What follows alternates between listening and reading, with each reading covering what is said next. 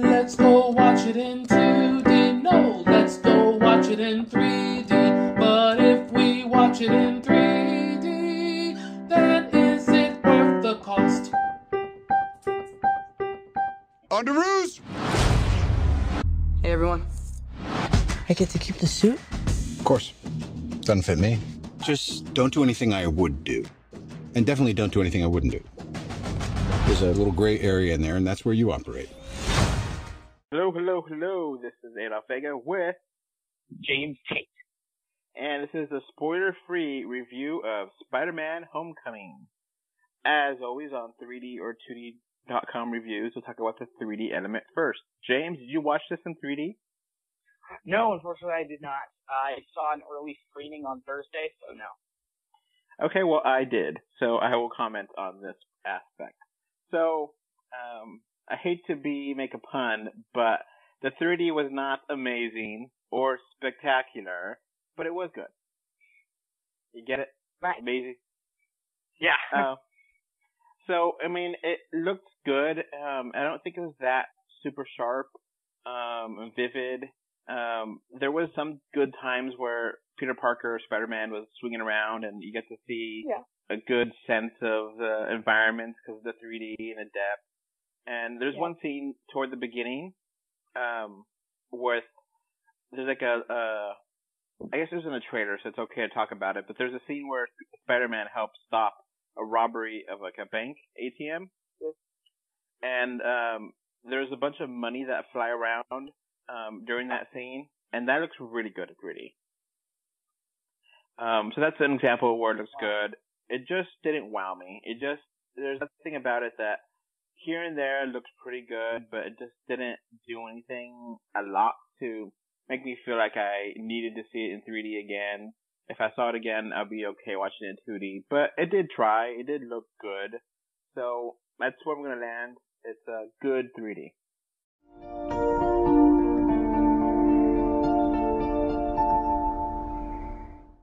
So now onto the movie itself.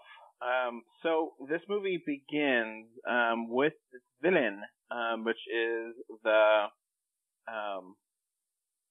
villain name again? Vulture. So the Vulture is actually kind of weird because they mention his name like once. So, and you just, big flying guy thing. But I actually like how they set up the Vulture in this movie. We're not going to talk about that because that's a big spoiler. But it's interesting. But one thing that's very interesting is the fact that this film spends a lot more time with their villain and shows their villain's kind of perspective and everything. And that felt really kind of more fresh because not a lot of MCU films really do that. They just kind of have the villain there. Yeah, and, the villain, you understand his motivations, and you don't necessarily disagree with him. You kind of like, okay, I kind of see where you're going at, but, it's not the way I would do it, but I understand why you're doing it, Yeah. And, of course, now we get to actual Peter Parker and Spider-Man. This takes effect after, Civil War, so it is now the most current MCU movie, TV show, or whatever. Am I correct? Yeah.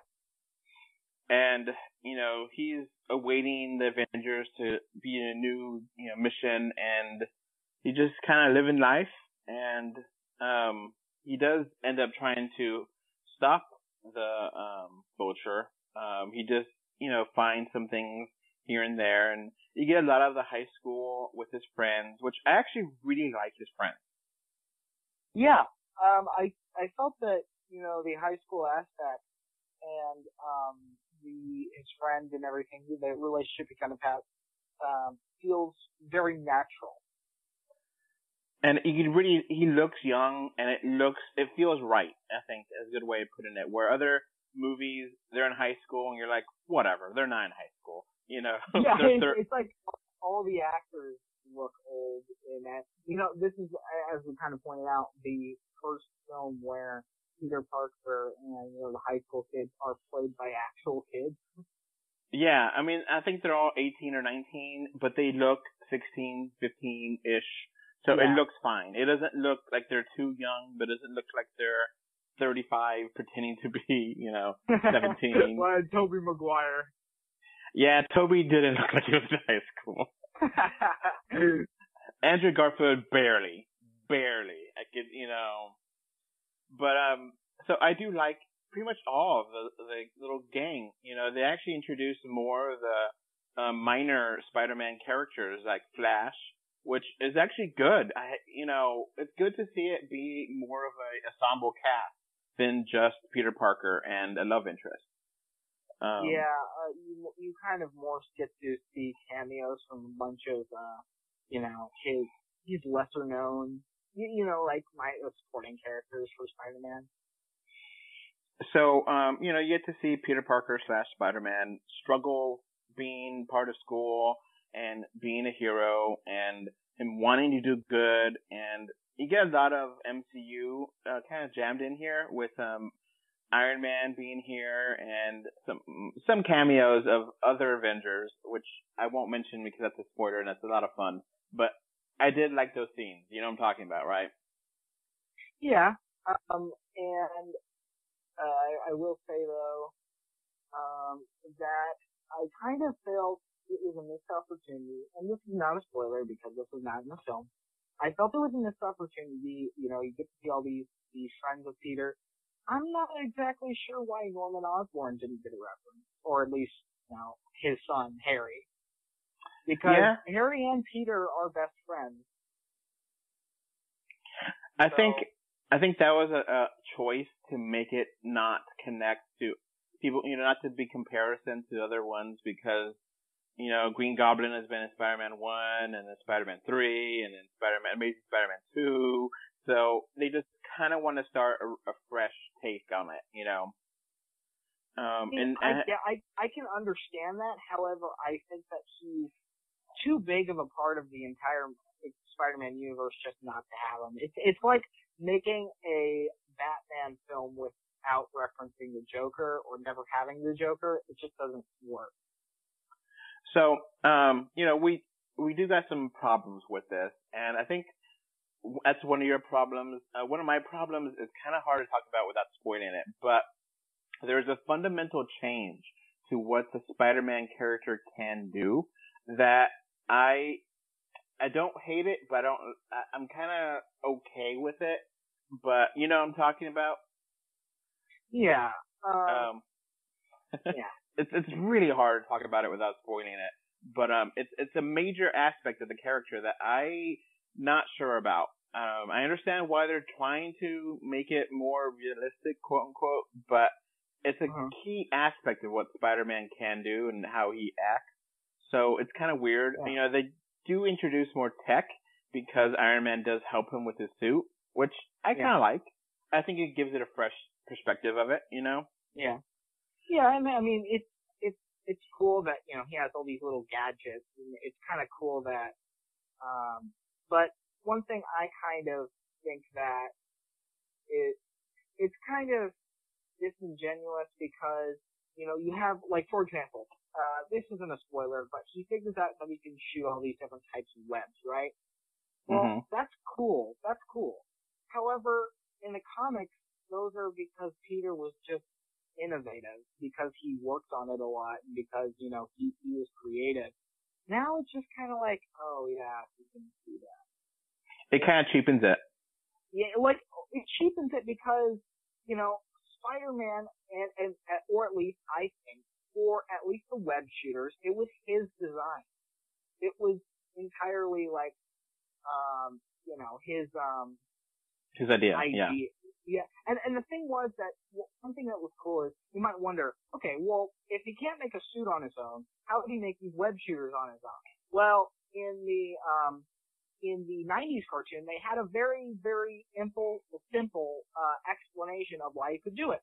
And it's because, in the Spider-Man cartoon, it explains that when he was bit by the spider, he could not naturally create webs, but because he was bitten by a radioactive spider, he knew how to make them. Interesting.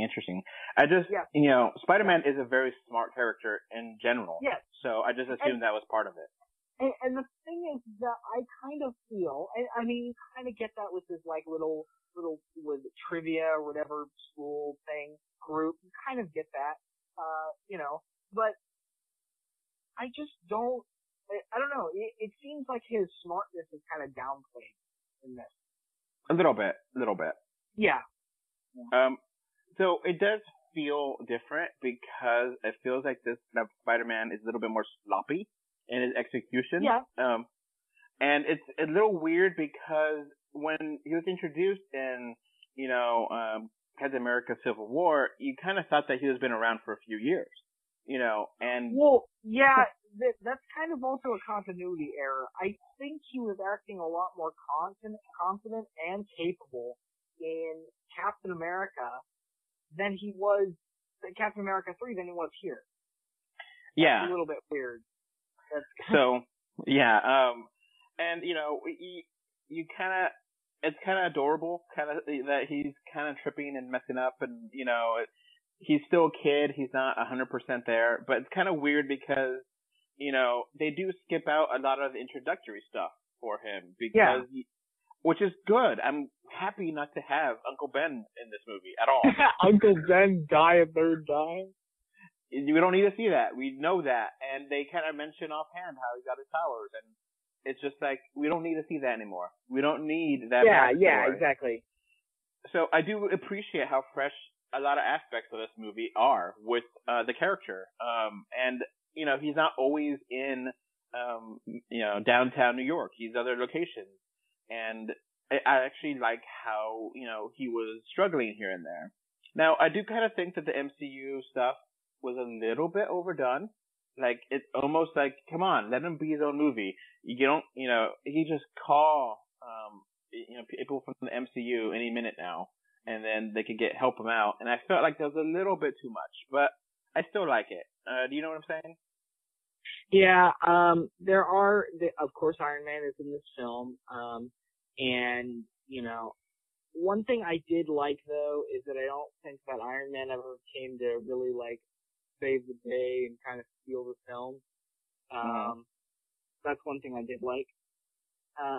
So, don't expect that going into this film that, or Iron Man's just gonna fly in and it basically becomes an Iron Man movie.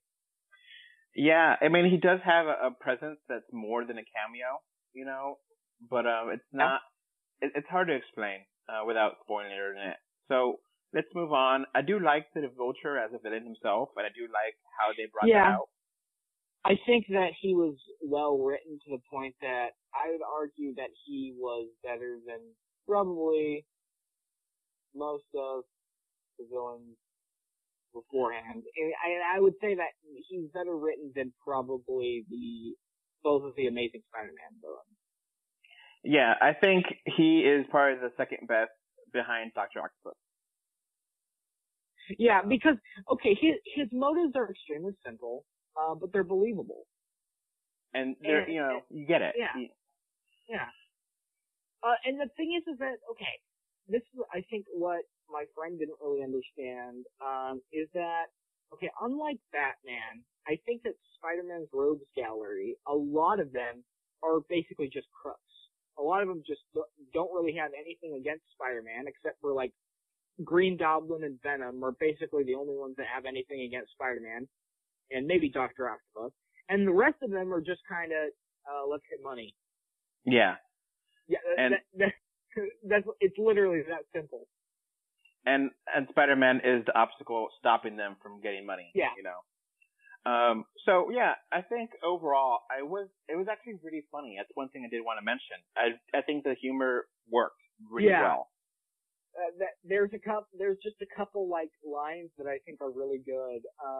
And I think that it allows for all the not only the main cast but also the supporting cast to kind of have one funny one-liner, Yeah, there was one line from the Vulture character that I just cringed at, but I think he was talking to Peter before Homecoming, and you know what I'm talking about, right? That one line. Yeah.